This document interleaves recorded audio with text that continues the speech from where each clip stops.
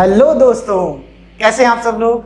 स्वागत है आपका हमारे इस चैनल पे जिसका नाम है फिजिक्स ही तो है, it's simple and easy. I think आपने लास्ट टॉपिक तक पढ़ लिया होगा जिसके अंदर हमने वेक्टर्स को जाना था, यूनिट वेक्टर्स को जाना था कि यूनिट वेक्टर्स कैसे काम करते हैं। अब जो नेक्स्ट टॉपिक हमें पढ़ना है, अब मैकेनिक्स का टॉपिक पढ़ना है। देखिए बेटा, मैकेनिक्स का टॉपिक स्टार्ट करने से पहले मैं आपको कुछ फिजिक्स का इंट्रोडक्शन देना चाहता हूँ। फिजिक्स का इंट्रोडक्शन का मतलब क्या होता है, मैं ये कह रहा हूं कि जो आपकी फिजिक्स है 11th से लेकर 12th तक वो कुछ पार्ट्स में बांटी गई है। वो पार्ट्स का जो कुछ नाम है वो मैं बताता हूं आपको, लिख के नहीं बता रहा हूं, ऐसे ही बस आप सुनिए। सर, जो आपकी फिजिक्स है उसके अंदर एक पार्ट है जिसका नाम होता है मैकेनिक्स। मैकेनिक्स ऐसी फिजिक्स है जो मोशन से डील करती है। कितना स्पीड से चले रही कोई बॉडी, अगर एक पोजीशन से दूसरी पोजीशन पे जा रही है तो एक्सेलरेशन कितना हो रहा है, फोर्स कितनी लग रही है, वर्क डन कितना हो रहा है, ये सब पुलीज रोप्स ये सब मैकेनिक्स में आते हैं। इसे नेक्स्ट टॉपिक में आप पढ़ते हो बेटा थर्मल। थर्मल का मतलब होता है थर्मोडायनेमिक्स, हीट से रिलेटेड टॉपिक्स।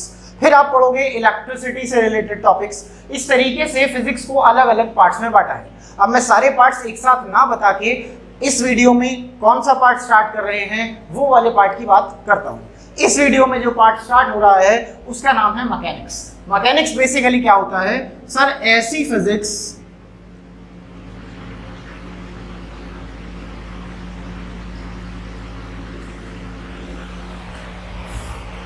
इस वीडियो में जो हम स्टार्ट कर रहे हैं वो बात स्टार्ट कर रहे हैं मैकेनिक्स से।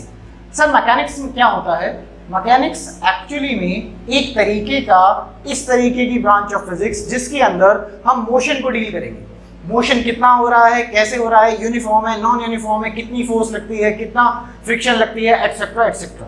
इसके अंदर आप बहुत इंटरेस्टिंग चीजें जानोगे। आपको थोड़ी देर में ये पता चलेगा कि फ्रिक्शन हमारी बॉडीज को रोकती नहीं है, हमारी बॉडीज को चलाती है?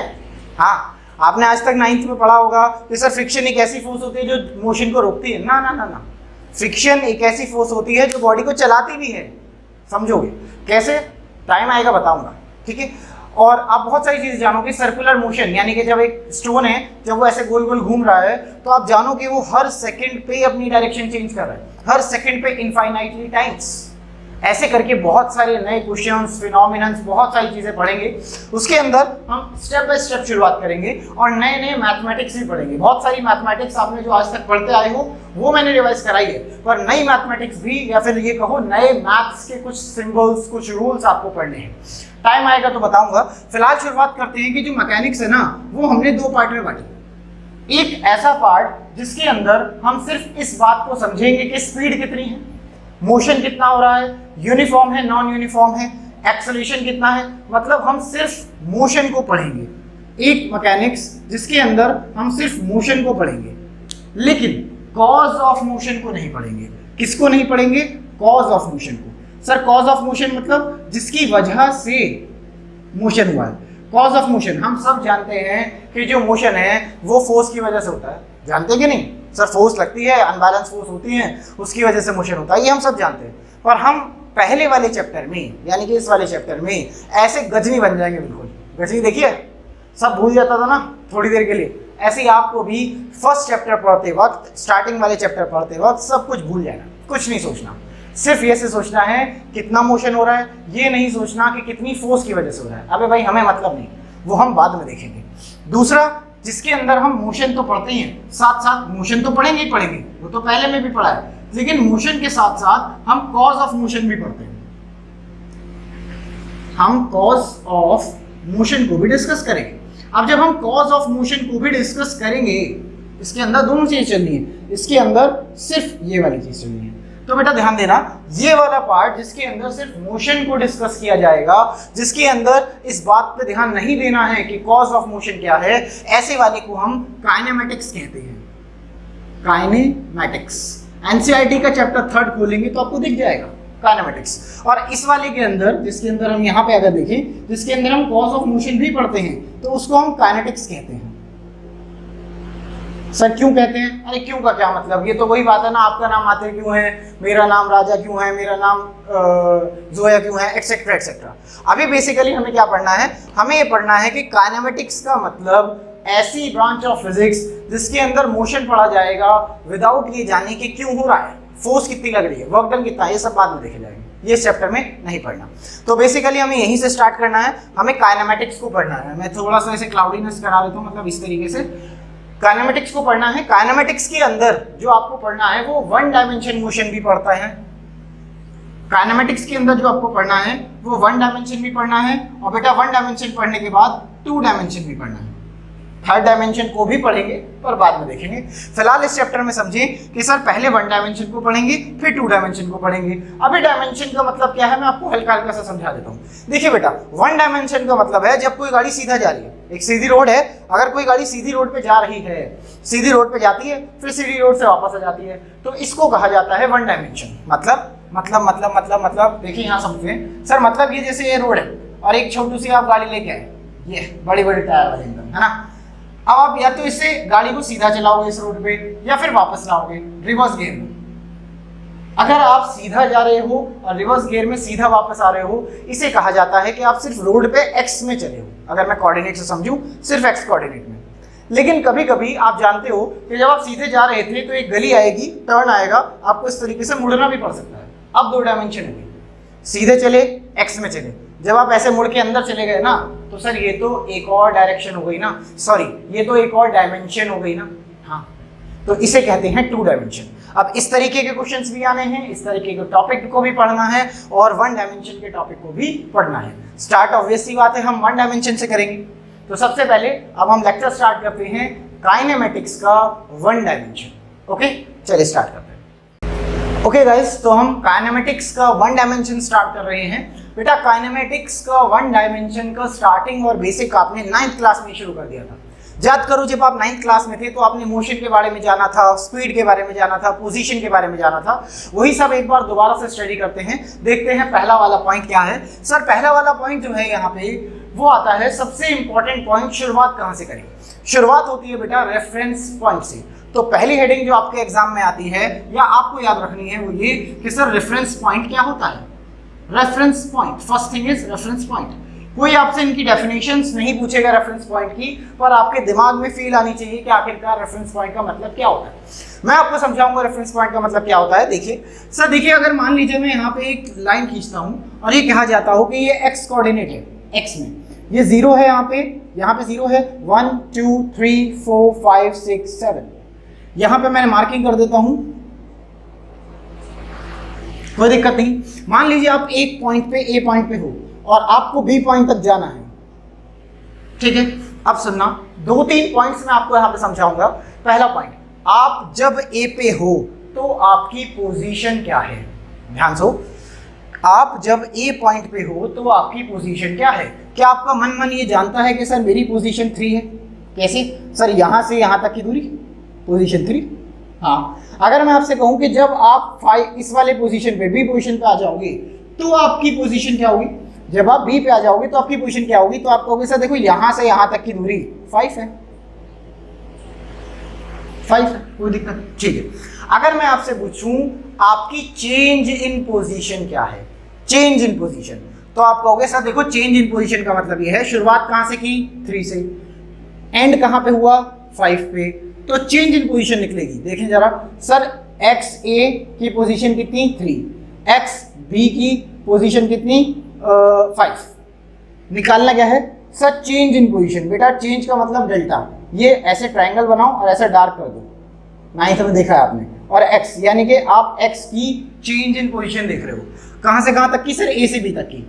फाइनल माइनस इनिशियल आ गया सर चेंज इन पोजीशन।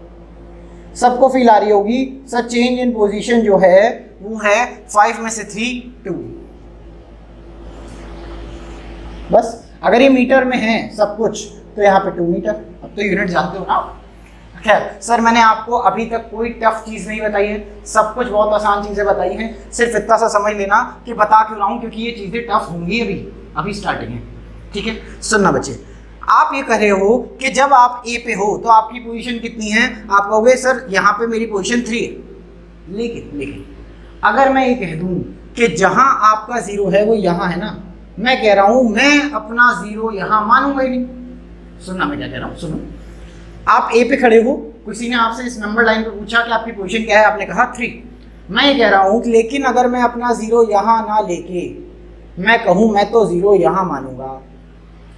आप लोग सर ये क्या बदतमीजी है? नहीं, कोई भी अपना 0 कहीं भी मान सकता है नापते हुए।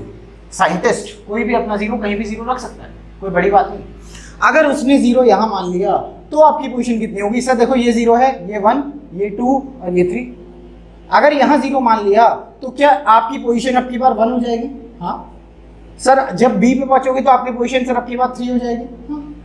हाँ ठीक है। सुनो बच्चे, जिस पॉइंट पे 0 माना जाता है या जहां से सारी डिस्टेंस कैलकुलेट होती हैं उसी पॉइंट को रेफरेंस पॉइंट कहते हैं। रेफरेंस पॉइंट क्या होता है? जिस पॉइंट पे 0 माना जाता है या जिस पॉइंट से आपके सारे डिस्टेंस कैलकुलेट की जाती हैं उसी पॉइंट को रेफरेंस पॉइंट कहा जाता है। So simple. आगे समझ देखना बच्चे। अगर मैं जिस पॉइंट को मान लो, अब इसे हटा देता हूँ, इसे हटा देता हूँ, इसे हटाता हूँ। सर ऐसा थोड़ी 0 खिसकाओगे, बार बार नहीं खिसकाना। एक बार फिक्स कर लिया तो कर लिया, हर कोई एक बार 0 फिक्स कर लेता है, उसके बाद बार बार चेंज नहीं करता है। चलिए देखें सर, जो यहाँ पे आपका रेफरेंस पॉइंट है इसको ओरिजिन मानो, यानी कि इसको 0 0 मानो और 3 कोऑर्डिनेट्स बना लो। ये y कोऑर्डिनेट, x कोऑर्डिनेट तो है ही, एक ऊपर की तरफ y कोऑर्डिनेट बना लिया मैंने, और एक बेटा z कोऑर्डिनेट जो बाहर की तरफ आ रहा है। क्या सर? 0 यहाँ पे माना, इधर x तो है ही, एक y ऊपर बना लो और एक z ऐसे बना लो। z वाला क्योंकि बाहर आ रहा है मैं दिखा नहीं पाऊंगा तो मैं ऐसे बना लेता हूँ। तो बेटा देखो x इधर को है, y ऊपर की तरफ है, z बाहर की तरफ है। ये एक फ्रेम बन जाएगा। ऐसे समझो, अपना कमरे का कॉर्नर को समझो। जहां भी आप बैठे हो कहीं ना कहीं तो कोना होगा ना। मेरे इधर कोना उधर, कॉर्नर उधर। कॉर्नर को देखो, कॉर्नर को 0 0 मान लो। क्या एक साइड x है, एक साइड y है, एक साइड ऊपर की तरफ z है? हाँ। यही चीज, इसी चीज को जब ये तीनों चीजें मिल जाती हैं, तीनों कोऑर्डिनेट्स मिल जाते हैं तो एक जो जगह बनाते हैं उसको कहते हैं फ्रेम। उसको कहते हैं क्या? फ्रेम। तो आपको एक चीज होगी रेफरेंस पॉइंट, एक चीज होगी रेफरेंस फ्रेम। जहां 0 माना उसी से जो फ्रेम बना उसे ही रेफरेंस फ्रेम कहा जाता है। अब रेफरेंस फ्रेम का क्या यूज है वो आपको आगे जाके जब आप रिलेटिव मोशन पढ़ोगे तब आएगा। क्या होता है रिलेटिव मोशन बाद में बताऊंगा नेक्स्ट टॉपिक्स में। फिलहाल आप समझे, एक चीज होता है रेफरेंस पॉइंट और दूसरी चीज होती है बेटा रेफरेंस फ्रेम। और रेफरेंस पॉइंट और रेफरेंस फ्रेम की कोई डेफिनेशन कभी नहीं पूछेगा, पर आपके माइंड में हर चीज क्लियर होनी चाहिए। रेफरेंस पॉइंट मतलब जहां पे 0 मानेंगे, रेफरेंस फ्रेम मतलब जो 0 माना है उससे 3 एजेस अगर निकाल दी जाएं। आगे बढ़ते हैं। तीसरी चीज आती है बेटा पोजीशन। शायद आप जान चुके हो कि पोजीशन क्या होती है। सर पोजीशन तो मैं जान ही गया, आप क्या बता रहे हो, ये तो हमने पहले ही पढ़ा था कि सर अगर आप 0 यहाँ पे मान रहे हो, रेफरेंस पॉइंट यहाँ पे मान रहे हो, तो सर यहाँ से किसी भी चीज तक की पोजीशन 3 है, यहाँ से यहाँ तक की 5 है। फिर आती है change in position. Change in position कैसे निकलती है? Final minus initial. ये मैंने आपको करके दिखा चुका हूँ। तो अब आपको क्या क्या पता लग गया? रेफरेंस पॉइंट पता लग गया, रेफरेंस फ्रेम पता लग गया, पोजीशन पता लग गई। अब एक सेकंड, अब जो आपको चीज पता करनी है वो है जो आपके 11th के टॉपिक की है। 11th के टॉपिक की है और वो जो पता करनी है मैं उसे बनाने के लिए यहाँ पे हल्का सा इसे मिटा देता हूँ, वो है पोजीशन वेक्टर। अब जो आपको नेक्स्ट चीज पता करनी है, यानी कि 4th चीज जो आपको पता करनी है वो पता करनी है पोजीशन वेक्टर। ये सब आपको 1 डायमेंशन में जानना था, वही हम पढ़ रहे हैं। आखिरकार ये पोजीशन वेक्टर क्या होता है? सर क्या होता है पोजीशन वेक्टर? बताता हूँ। सुनो, मान लो मैंने ये ग्राफ बनाया, ये x कोऑर्डिनेट और ये y कोऑर्डिनेट। मैंने यहाँ पे एक पॉइंट लगाया, मान लो P। अगर आपको इसकी पोजीशन बतानी है तो कैसे बताओगे? Position P point. अरे सर बचपन से सीखता है, कुछ x में चलो 1 2 3 4 5 6, फिर कुछ y में चलो 1 2 3 4 5 6 7 8, मतलब 6,8 इसकी पोजीशन ऐसी तो बताओ। अब ये मत कहना सर आपने तो यहाँ गलत गिन लिया, 6 नहीं है। अरे भाई कुछ भी हो, यहाँ पे गिन के कितनी भी हो, ऊपर गिन के कितना भी हो, निकालते तो ऐसे ही है ना। एग्जाम्पल बता रहा हूँ मैं यार, है ना। अगर मैं एग्जाम्पल बता रहा हूँ तो 6,8 आई थिंक बिल्कुल सही है। ठीक है, ऐसे निकालते हैं बचपन से। अब सुनो, जब बड़े हो गए 11th में पहुंचे तो साइंटिस्ट ने कहा कि बचपन वाला तरीका छोड़ो, अब नया सीखेंगे। अब कुछ नया सीखते हैं। तब उन्होंने कहा कि इसकी पोजीशन बताने का एक और तरीका भी है, इसे हटा दो। इसकी पोजीशन बताने का एक और तरीका है। वो तरीका क्या है? आप एक रस्सी लाओ, एक रस्सी इस पॉइंट पे बांधो और वो रस्सी 0 पे भी बांध दो। यहाँ 0 है ना, एक रस्सी 0 से इस पॉइंट तक जोड़ दो। अब एरो लगा दो पॉइंट की तरफ, यानी कि इस तरीके से एक रस्सी लाओ, पॉइंट से 0 को जोड़ दो, एरो लगा दो पॉइंट P की तरफ। देखो अब ये देखो कि x कोऑर्डिनेट से ये रस्सी कितना एंगल बना रही है, ये x है ना, इससे कितना एंगल बना रही है रस्सी, तो आप कहोगे सर ये वाला एंगल, ये एंगल थीटा है ना। देखो बच्चे, अगर आपको ये रस्सी की लंबाई पता है और ये एंगल पता है तो आप ये वेक्टर निकाल सकते हो। अब इसे आप वेक्टर कहोगे। वेक्टर्स क्या होते हैं, पढ़े तो हैं इससे पुराने वाले चैप्टर में वेक्टर्स क्या होते हैं, नहीं आते कोई दिक्कत नहीं, चैनल पे जाओ, प्लेलिस्ट में जाओ, प्लेलिस्ट में चेक करो वेक्टर्स वाला टॉपिक, वेक्टर्स पढ़ लो, कौन सी बड़ी बात है। अगर आपको ये चैप्टर पढ़ना है तो पहले वेक्टर्स आना जरूरी है, तो आप प्लेलिस्ट में जाके वेक्टर्स को स्टडी कर लो step by step. Playlist 1, class 1, lecture 1, lecture 2, lecture 3 ऐसे करके मैंने सीरीज में, बिल्कुल सीरीज में दिया है। कोई कोर्स खरीदना नहीं है, कुछ नहीं करना है, बस आपका प्यार चाहिए, थोड़ा शेयर जरूर कर देना, है ना, मुझे भी मोटिवेट करो, मैं और क्लासेस भी बनाऊंगा, थोड़ा सा शेयर कर दो अपने दोस्तों को और बस फिर आगे पढ़ो। देखो सर बात यह है कि एक वेक्टर कहलाएगा, अब इस वेक्टर को नाम दिया जाएगा स्मॉल आर से।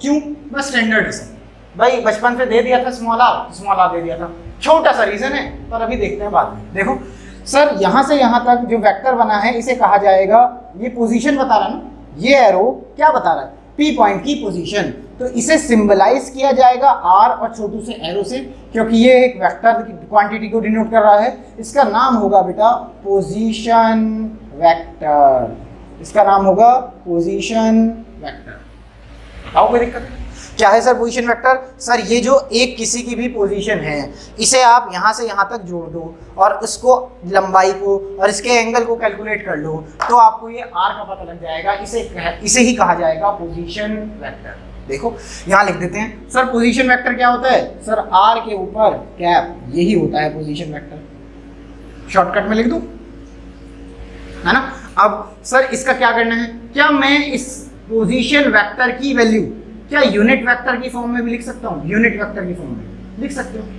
हो, कैसे, देखिए सर क्या मैं आर वेक्टर को ऐसे नहीं लिख सकता, सर एक्स में कितना चलना है वो और इंटू आई कैप, वाई में कितना चलना है वो इंटू जे कैप, हाँ यूनिट वेक्टर। आज से पिछले वाला लेक्चर देखो यूनिट वेक्टर का है, इससे पहले वाला यूनिट वेक्टर में आपने पढ़ा है सर यूनिट वेक्टर्स का मतलब होता है कि जितना आप x में चल रहे हो वो क्वांटिटी इनटू आई कैप, जितना आप y में चल रहे हो वो क्वांटिटी इनटू जे कैप। तो देखो क्या मैं इसे ऐसे लिख सकता कि सर यहाँ से यहाँ तक आप चले x में x इंटू आई कैप जो भी हो x की वैल्यू, प्लस फिर आप चले y में y इंटू जे कैप जो भी हो इसकी वैल्यू, आंसर। ये दोनों के दोनों पोजीशन वेक्टर को लिखने के तरीके हैं। फर्क ये है कि एक बार पोजीशन वेक्टर को इस तरीके से डायग्राम से शो किया जा सकता है, एक बार पोजीशन वेक्टर को यहाँ पे यूनिट वेक्टर की टर्म्स में शो किया जा सकता है। भाई क्या फर्क पड़ता है, ये ऐसे है, ऐसे समझो जैसे आपके फादर है, आपके फादर आपके दादाजी के लिए तो बेटे हैं पर आपके फादर आपके लिए फादर है। भाई इंसान तो वही है ना, आपकी मम्मी के लिए आपके फादर हस्बैंड है, सीधी सीधी बात है। आपके फादर की बहन के लिए उनके भाई हैं, एक ही पर्सन कभी भाई बन रहा है, कभी बेटा बन रहा है, कभी पापा बन रहा है, तो कहने का मतलब है ये भी ऐसा ही है। वेक्टर एक ही है, लिखने का तरीका है, ये अलग ग्राफ का तरीका, ये अलग यूनिट वेक्टर का तरीका, बस लिखने का तरीका है, पर आपको सारे तरीके आने चाहिए। क्यों सर, सर ये ऐसे ही है जैसे रिश्ते में जितना इम्पोर्टेंट वो आपके फादर इस रिश्ते के लिए हैं कि आपके फादर हैं, उतना ही इम्पोर्टेंट दादाजी के लिए बेटे हैं, ये भी इम्पोर्टेंट है। ऐसे ही कब क्या जरूरत पड़ जाए आपको कौन सी चीज़ का आपको पता नहीं है, सारे आने चाहिए, कोई दिक्कत नहीं है ना। पोजीशन वेक्टर अगर आप अच्छी तरह से समझ चुके हैं तो नोट डाउन कर लें, फिर आगे बढ़ते हैं। ओके तो आगे बढ़ते हैं बेटा। देखिए नेक्स्ट चीज जो आपको पढ़नी है distance and displacement. 9th class में बड़े आराम से आपने बहुत ज़्यादा अच्छे से पढ़ा हुआ है, तो टफ तो बिल्कुल है नहीं, पर एक बार हल्का सा मेरा फर्ज है कि मैं रिवाइज करा दूं। तो देखिए जल्दी से, मान लीजिए आपके पास एक पॉइंट है ए, मान लीजिए आपका स्कूल है और मान लीजिए आपका स्कूल से ही आपका घर है, GHR घर ये स्कूल है और ये घर है। मान लीजिए घर जो है उसको हम कह देते हैं बी पॉइंट। अब होता क्या है कि आप घर से निकले और घर से निकले स्कूल जाना था, पर यहाँ कहाँ जा रहे हो आप, सर यहाँ जा रहे हैं पिक्चर हॉल। हम घर से निकलते हैं स्कूल जाने के लिए, पर क्योंकि स्कूल में मज़ा नहीं आ रहा है फिलहाल के टाइम पे, तो हम क्या कहते हैं, हम कहते हैं कि हम चलते हैं सर पिक्चर हॉल। तो आप पिक्चर हॉल गए, पिक्चर हॉल से जाके देखा तो वहाँ को आपके सर वहीं पे खड़े ऐसा भी तो हो सकता है ना, जिस दिन आप पिक्चर देखने गए पता चला एक सर ने छुट्टी ले रखी है और वो वहीं पे पिक्चर देखने आए, फिर क्या करेंगे? वो कहेंगे सालो यहाँ क्या कर रहे हो, भागो यहाँ से, जाओ स्कूल वापस। थके हारे बेचारे घर वापस जा नहीं सकते थे, स्कूल आ गए। तो हुआ क्या, सर आप घर से पिक्चर हॉल गए, पिक्चर हॉल से स्कूल आए, कोई दिक्कत नहीं। एक दिन घर से चले, उस दिन डायरेक्ट स्कूल आ गए क्योंकि उस दिन एग्जाम थे। ऐसा भी तो होता है, एग्जाम वाले दिन डायरेक्ट आ जाते हैं। अब कोई कोई सोच रहा होगा सर हम तो एग्जाम वाले दिन भी नहीं आते, हम तो तब भी टहल के आते हैं। तो भाई अगर आप लोग ऐसे हैं तो ऐसे रहें, कोई दिक्कत नहीं। देखो अब हुआ क्या, तीसरी चांस ये भी है कि सर आप घर से चलते हो, कभी कभी कोई ट्यूशन है यहाँ पे आपको, आप ट्यूशन क्लास लेके आते हो और ट्यूशन क्लास से वापस आ जाते हो। देखिए आपने 3 रास्ते चले हैं, आपका 3 रास्ता है, फर्स्ट ये है, सेकंड ये है और थर्ड ये है। तीनों के तीनों रास्ते में आप आए एक्चुअली में घर से स्कूल ही हैं, लेकिन क्या तीनों के तीनों रास्तों की जो पाथ की लेंथ है वो अलग अलग है। मतलब वर्ड मैंने यूज किया पाथ, PATH पाथ, रास्ता, लेंथ, पाथ की लेंथ। सर जो आपके रास्ते की लेंथ है ना, इसमें थोड़ी ठीक ठाक है, इसमें सबसे छोटी है, ये सीधी लाइन समझिएगा, बोर्ड हो सकता है टेढ़े होने की वजह से लाइन टेढ़ी हो गई, ये बिल्कुल सबसे छोटी सबसे सीधी है, और एक ये जो है वो जो सबसे लंबी है। तो देखो ये वाली पाथ लेंथ, ये वाली पाथ लेंथ और ये भी एक पाथ लेंथ, पाथ लेंथ ही डिस्टेंस होता है। डिस्टेंस का ही नाम या फिर पाथ लेंथ का ही नाम डिस्टेंस रखा गया। और बेटा डिस्टेंस जो होता है वो एक स्केलर क्वांटिटी होता है, सब जानते हैं। डिस्टेंस अगर आप कोई बॉडी चली है, अगर कोई बॉडी चली है, कोई फर्क नहीं पड़ता किस डायरेक्शन में चली है, हमेशा ऐड होता है और डिस्टेंस हमेशा बढ़ता चला जाता है, बढ़ता चला जाता है। नापता है किसमें? मीटर में। डायमेंशन क्या होगी? Capital L. देखो हर क्वांटिटी की जो जो क्वांटिटी आप आगे बढ़ते रहोगे, क्योंकि डिस्टेंस है सब जानते हो, लेकिन धीरे धीरे आगे आएंगे, टॉर्क आएगा, मोमेंटम आएगा, इन सब की यूनिट और डायमेंशंस दोनों चीजें भी आपको याद रखनी पड़ेंगी। हर क्वांटिटी की ये चारों चीजें हम याद रख के चलेंगे। आगे देखते हैं। सर डिस्टेंस एक्चुअली में पाथ लेंथ होता है, ये स्केलर क्वांटिटी होता है, हमेशा जुड़ता ही है। ये कुछ ऐसे है कि मान लीजिए आप घर से स्कूल जाते हो बाइक पे, पेट्रोल खर्च हो जाता है। अब जब आप स्कूल से वापस आ रहे हो घर पे, तो क्या पेट्रोल वापस आ जाएगा? नहीं होगा ना। सोचो सर कितना बढ़िया हो जाता, अपना घर से स्कूल गए, पेट्रोल खर्च हो गया, वापस आए पेट्रोल भर गया, टेंशन ही नहीं। पर मुश्किल है, थोड़ा अजीब है। जैसे ऐसे तो हम मज़ा ही आ जाता। मतलब सोचो, ऐसे सोचो आप गर्लफ्रेंड को घुमाने लेके गए, पेट्रोल लग गया, वापस ले गया, पेट्रोल फिर भर गया, कोई टेंशन ही नहीं, पापा डांटेंगे। कुछ बच्चे सोच रहे हैं सर कैसी बातें कर रहे हो, गर्लफ्रेंड वो क्या होता है, हमारे बस की कुछ नहीं है। चलो देखें, हाँ कोई बात नहीं, हमारे भी बस की कुछ नहीं, हम भी ऐसे ही, कोई बड़ी बात नहीं।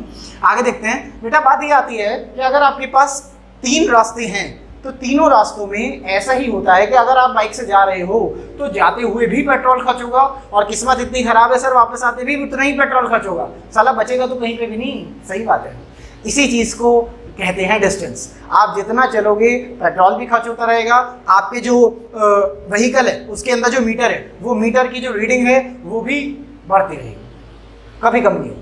समझ में आया? चलिए और आगे बढ़ते हैं। अब हुआ क्या कि सर ये तो है डिस्टेंस, लेकिन कभी कभी आपने कहा कि मैं अपने घर से पिक्चर हॉल गया और फिर स्कूल पहुंचा, ठीक है, लेकिन जिस दिन एग्जाम होगा आप जानते हो कि आप पिक्चर हॉल नहीं जाओगे, आप डायरेक्ट स्कूल जाओगे।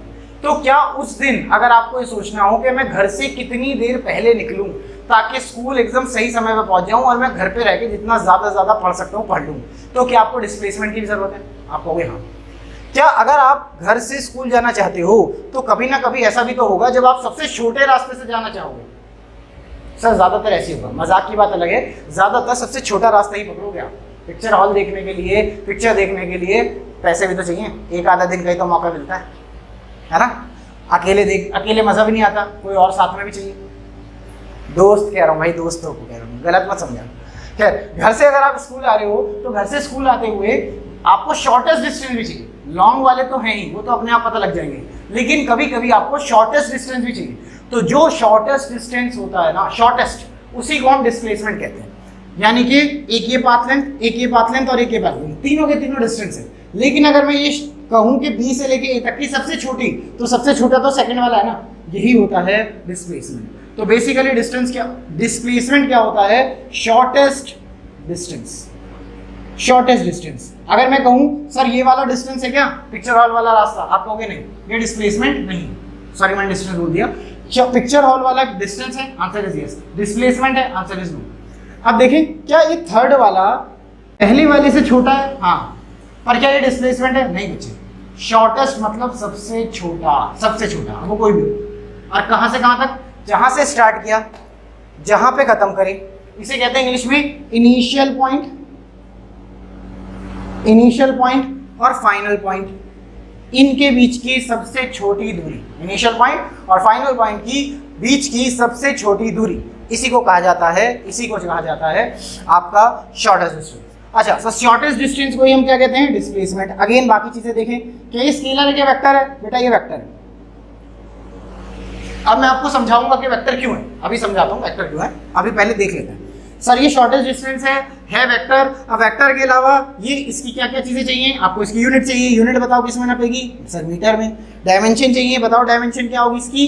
एल। ये चारों चीजें आपको याद रखनी है। कोई दिक्कत नहीं है। आगे बढ़ते हैं। मैं अब आपको एक लॉजिक बताऊंगा, लॉजिक ये बताऊंगा कि सर एक्चुअली में जो डिस्प्लेसमेंट होता है उसे वेक्टर कैसे ले लिया आपने क्यों ले लिया उसे वेक्टर? ऐसे थोड़ी है किसी को भी मर्जी करेगा वेक्टर ले लेंगे, किसी को मर्जी आएगा स्केलर लेंगे, ऐसे थोड़ी होता है। नहीं, ऐसे नहीं होता। मैं समझाता हूँ। फोर्स को आपने वेक्टर क्यों लिया? आप कहोगे सर फोर्स तो समझ में आता है, इधर को धक्का लगाओगे तो इधर को असर दिखेगा, इधर को धक्का लगाओगे तो इधर को असर दिखेगा। सर फोर्स तो समझ में आता है, ये साला डिस्प्लेसमेंट समझ में नहीं आता। जबरदस्ती वेक्टर क्यों बना के बैठे हो? कोई जबरदस्ती नहीं, हम बताते हैं। देखिए बेटा, डिस्प्लेसमेंट एक वेक्टर क्वांटिटी है, पर उससे पहले के वो वेक्टर है कि स्केलर है, आप सोच के देखो उसकी डेफिनेशन क्या है। डेफिनेशन तो उसकी डेफिनेशन होती है स्टार्टिंग से एंडिंग पॉइंट तक की सबसे छोटी दूरी। ठीक है, ट्राई करते हैं। सर मान लीजिए आपका पास एक ए पॉइंट है, आप यहाँ से यहाँ तक बी पॉइंट तक जाते हैं और फिर रिटर्न आ जाते हैं ए पॉइंट तक। एक बार जाना हुआ और एक बार रिटर्न हुआ। अगर आप ए से लेके बी तक जाते हैं और फिर बी से रिटर्न आ जा रहे हैं, तो बेटा ऐसी कंडीशन में कोई आपसे पूछे कि आपका डिस्प्लेसमेंट कितना है, DISP फॉर डिस्प्लेसमेंट, कि आपका डिस्प्लेसमेंट कितना है, तो आप कहोगे 0। नाइन्थ में पढ़ लिया था क्वेश्चन, इसलिए ज्यादा डिटेल में नहीं बताया। सर 0 कैसे? सर देखो यहाँ से चले यहीं पे आ गए, यहीं से यहीं तक की दूरी सबसे छोटी तो 0 होगी। हाँ, अब साइंटिस्ट ने कहा ऐसा कैसे हो गया? डेफिनेशन के हिसाब से तो 0 आना है, पर ऐसा कैसे हो सकता है कि आप एक बार चल रहे हो फिर वापस आ रहे हो, यानी कि और चल रहे हो, 2 बार चलने के बाद टोटल रिजल्ट 0 कैसे आ सकता है? तब साइंटिस्ट ने, जिसने डिस्प्लेसमेंट के बारे में बताया था, उसने कहा देखो सर ऐसी बात है, जब आप यहाँ से वहाँ चल रहे थे तो मान लो आप +10 मीटर चले थे यहाँ से आप, मान लो आप ए से लेके बी तक चल रहे थे इस डायरेक्शन में, तो आप 10 मीटर चले थे। अब अगर आप वापस आ रहे हो तो पता नहीं कितना चले, कोई कहेगा सर 10 ही और चले ना, 10 आप आगे गए हो तो वापस भी 10 ही आओगे। मैंने कहा हाँ, तो फिर आंसर 0 आना है। आपको ऐसे कैसे? समझ लो एक बात, थोड़ा सा कभी कंफ्यूज हो गया हूँ दोबारा से। सर ए से लेके बी तक गए तो आप 10 मीटर चले प्लस में, ठीक है। जब आप वापस आ रहे हो तो कितना चले? तो आंसर इज 10, ठीक है। दोनों को जोड़ के जो रिजल्ट आना चाहिए वो कितना आना चाहिए? 0। क्यों? क्योंकि शॉर्टेस्ट डिस्टेंस यहीं से यहीं तक का तो 0 होता है। तो ध्यान दो बेटा, आपको ये पता था कि आप 10 गए हो, आपको ये पता था कि जो वापस आए हो उसको ऐड करना है +10 में और आंसर 0 लाना चाहिए, क्योंकि डिस्प्लेसमेंट की डेफिनेशन के हिसाब से आंसर 0 आता है। तो क्या आपकी मजबूरी नहीं है कि आपको इसे -10 लेना पड़ेगा? बताओ, 10 में 10 ऐड हो रहा है और 0 आ रहा है, तो बेटा ये तो तभी पॉसिबल है जब ये नीचे वाला 10 माइनस का, और अगर ये माइनस का होगा तो क्या इसका मतलब ये है कि आप सीधे जा रहे हैं +10, वापस आ रहे हो तो -10, और अगर आपको -10 लेना पड़ रहा है तो डायरेक्शन 180 डिग्री पे पलटने पे माइनस का अगर कोई हो जाए तो वो तो वेक्टर्स ही होते हैं। अगर मैं इधर को लगा रहा हूँ 50 न्यूटन और मैं कह रहा हूँ -50 बताओ, तो आपके डायरेक्शन 180 पलटोगे ना, आप उल्टा फुल्टा सोचो ना। डायरेक्शन 180 पलटने पे अगर आपकी वैल्यू माइनस में हो जा रही है तो इसका मतलब वो वेक्टर हुआ होगा। इससे पता चलता है, इसकी लॉजिक्स की वजह से मजबूरन मानना पड़ता है कि डिस्प्लेसमेंट एक वेक्टर क्वांटिटी है, और अगर एक बार डिस्प्लेसमेंट वेक्टर क्वांटिटी हो गई तो फिर इसके ऊपर सारे लॉस लगेंगे वेक्टर वाले जो सीखे हैं, है ना। चलिए, कोई प्रॉब्लम है डिस्टेंस में, डिस्प्लेसमेंट में, सारी चीज़ें अच्छी तरह समझाएंगे मैंने, तो आप मुझे सोच समझ के बता दो। नहीं तो आगे बढ़ते हैं। यहाँ पे बच्चों वाले क्वेश्चन सब आपके लेवल के हैं नहीं कि भाई 0 क्यों हो गया, कैसे हो गया, ये मैं आपको, ये आप 9th में ही पढ़ चुके हैं। नेक्स्ट लेवल बढ़ते हैं। अगर किसी को कुछ पूछना है तो कमेंट में टाइप कर देना, नहीं तो note it down. Okay guys, तो हम नेक्स्ट चीज पे आते हैं बेटा। नेक्स्ट चीज जो आपको पढ़नी है वो पढ़नी है स्पीड एंड वेलोसिटी। अब ये स्पीड एंड वेलोसिटी का क्या चक्कर है, आप सब जानते हैं कि जब आप बाइक पे जा रहे होते हैं तो आप देखते हैं ना निडल आती है, उस पे लिखा होता है निडल के ऊपर 40 kilometre per hour, 50 kilometre per hour, 30 kilometre per hour, वो जो होता है उसे कहते हैं स्पीडोमीटर। आपका स्पीडोमीटर जो बताता है वो बताता है आपकी स्पीड। अगर आप कहीं पे ऐसे देख रहे हो 30 किलोमीटर पर आवर, इसे बोलते हैं 30 किलोमीटर पर आवर, यानी कि 30 किलोमीटर एक घंटे पे। इसका मतलब क्या होता है कि सर अगर आप 1 घंटे चलते रहोगे, अगर आप 1 घंटे पूरा चलते रहोगे तो जो आप डिस्टेंस ट्रैवल कर लोगे वो 30 किलोमीटर है। इसका मतलब ये है अगर आप 1 घंटे पूरा चलते रहोगे तो जो डिस्टेंस ट्रैवल होगा वो 30 है। अगर यहाँ लिखा 50 किलोमीटर पर आवर, अगर आप 1 घंटे चलते रहोगे तो जो डिस्टेंस ट्रैवल हो रहा होगा वो 50 है। इसका मतलब यही है। अच्छा, निकला कैसे है जरा ध्यान से देखो। सर जो आपकी स्पीड है, देखो स्पीड में भले ही स्पीड लिख रहा हूँ और जो डिनोट करूंगा मैं स्पीड को वो v से करूंगा। ध्यान देना, स्पीड को स्पीड लिख रहा हूँ पर स्पीड को डिनोट v से कर रहा हूँ। क्यों, अभी बताता हूँ। Speed is equal to distance, distance sir distance होता है DIST, distance upon time, TIM। Sir आपने ये डिस्टेंस आपने स्पीड को v से क्यों डिनोट कर दिया। आप समझना बेटा, एक चीज होती है स्पीड और एक चीज होती है वेलोसिटी। स्पीड और वेलोसिटी एक ही बातें हैं कुछ कुछ, और कुछ कुछ अलग अलग हैं। तो पहले वेलोसिटी को भी देख लें, उसके बाद पढ़ते हैं और इसके बाद मैं आपको ये सारी चीजें बताता हूँ। सर वेलोसिटी क्या होता है, सर वेलोसिटी होता है v, पर ये एक वेक्टर क्वांटिटी है, इसलिए एरो देखो v के ऊपर एरो, यहाँ v के ऊपर एरो नहीं है। ये बड़ा इंपॉर्टेंट बात है, आगे देखें। Sir velocity vector is equal to, velocity vector होता है डिस्प्लेसमेंट DISP अपॉन टाइम। बेटा DISP मतलब डिस्प्लेसमेंट, DIST मतलब डिस्टेंस। अच्छा सर डिस्प्लेसमेंट पे भी एरो लगा, आपको देख के समझना है। स्पीड एक स्केलर क्वांटिटी होती है, वेलोसिटी एक वेक्टर क्वांटिटी होती है, पहली चीज। दूसरी चीज, सर जो वेलोसिटी है, जो वेलोसिटी है उसका अगर मैग्नीट्यूड ले लिया जाए, याद है मैग्नीट्यूड कैसे लेते थे, हाँ ऐसे थोड़ा आगे नीचे लिख के दिखाता हूँ। सर जो वेलोसिटी है, जो वेलोसिटी है उसका मैग्नीट्यूड अगर ले लिया जाए तो क्या मैं इसे मैग्नीट्यूड को, वेलोसिटी के मैग्नीट्यूड को ऐसे भी लिख सकता हूँ भी, मैंने आपसे बताया था। अगर मैं मैग्नीट्यूड को लिख रहा हूँ तो ये एरो नहीं भी लगाऊं और ये मॉडुलस नहीं लगाऊं तो ऐसे भी लिखा करूँगा आगे से। आपको भी याद रखना है, बुक्स भी लिखती हैं। सिर्फ इस टाइम पे ये वेलोसिटी के मैग्नीट्यूड की बात कर रहे हैं, तो बेटा ध्यान से समझना, वेलोसिटी का मैग्नीट्यूड ही स्पीड होती है। स्पीड अपने आप में भी कुछ चीज होती है, पर वेलोसिटी का मैग्नीट्यूड यानी कि वेलोसिटी में से डायरेक्शन हटा दो, सिर्फ वैल्यू बताओ 20, 40, 50, तो बेटा वही स्पीड होती है। ये बात समझ पाए। और बड़े आसान भाषा में, सर स्पीड क्या होता है, डिस्टेंस अपॉन टाइम। वेलोसिटी क्या होता है, डिस्प्लेसमेंट अपॉन टाइम। स्पीड क्या होता है, स्केलर क्वांटिटी। वेलोसिटी क्या होती है, वेक्टर क्वांटिटी। स्पीड क्या होती है, स्केलर क्वांटिटी। वेलोसिटी क्या होती है, वेक्टर क्वांटिटी। स्पीड की यूनिट क्या होगी, देखो सर डिस्टेंस मीटर में, टाइम सेकंड में, स्पीड की यूनिट होगी मीटर पर सेकंड। स्पीड की डायमेंशन क्या होगी, सर लेंथ अपॉन सेकंड यानी कि LT-1, पहले चैप्टर में काफी सीखा हमने। ऐसे इसमें देखते हैं, सर इसके अंदर जो होगा यूनिट वो भी मीटर पर सेकंड, इसके अंदर जो डायमेंशन होगी LT-1 वो भी यही। सर ये दोनों एक ही तो बिरादरी के हैं, बिरादरी एक है लेकिन हल्का सा चेंज है, इसमें डायरेक्शन भी है, ये बेचारा गरीब है इसमें डायरेक्शन नहीं है, तो इसकी डायरेक्शन निकाल दी जाए तो ये भी इसी के बराबर है। समझ गए होंगे ना, समझ गए होंगे। चलिए आगे बढ़ते हैं। सर आगे बढ़ते हैं, आपने मुझे ये सब क्यों बताया, ये सब इसलिए बताया कि एक्चुअल में यहाँ से क्वेश्चन आएंगे आपके 11th के लेवल के जो क्वेश्चंस हैं एक्चुअल में वो यहाँ से शुरू होते हैं। ठीक है, चलिए अभी आगे बढ़ेंगे। यहाँ तक किसी कुछ पूछना है, कुछ प्रॉब्लम है तो मुझे कमेंट में टाइप कर देना। बच्चे प्लीज़ हेल्प करिए, शेयर करिए ताकि ज़्यादा से ज़्यादा लोगों तक पहुँच पाए, फिर हम लाइव आ पाएँ। 1000 सब्सक्राइबर्स से कम पे लाइव नहीं आ पाएंगे ना, लाइव होंगे तो डायरेक्ट आपको कोई प्रॉब्लम होगी डायरेक्ट कमेंट में पूछ पाओगे आप, है ना। तो फिलहाल कोई प्रॉब्लम है तो पूछो, नहीं तो कमेंट में लिखो, टेलीग्राम पे सेंड करो, नहीं तो और आगे बढ़ रहे हैं।